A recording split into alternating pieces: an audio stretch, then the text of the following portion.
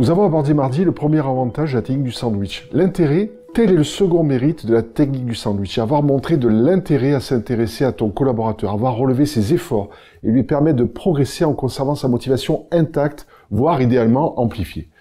Encore faut-il rester cohérent et sincère dans la construction du sandwich. Attention notamment de ne pas tomber dans un autre extrême trop doux au risque de déstabiliser, voire écœurer ton interlocuteur. De mon point de vue, trop de brossage de poils a autant la possibilité de couper court à la discussion que trop de franc-parler. Savoir enrober sa critique avec suffisamment de bienveillance pour qu'elle soit constructive, c'est là, à mon sens, le véritable enjeu. Ce qui nous conduit directement au troisième avantage avec la méthode sandwich, c'est que ton interlocuteur garde donc une bonne impression de ta critique.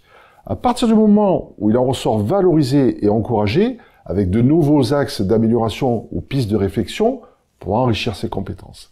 La relation win-win se retrouve pleinement ici. Et toi, utilises-tu cette technique dans ton approche managériale?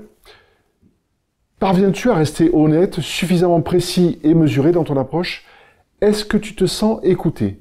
Est-ce que tu penses, en utilisant cette technique, contribuer d'une certaine façon à la progression de ton interlocuteur?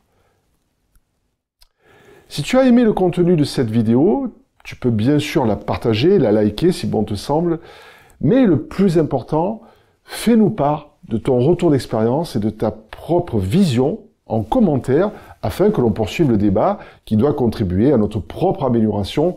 Pensons-y. À très vite.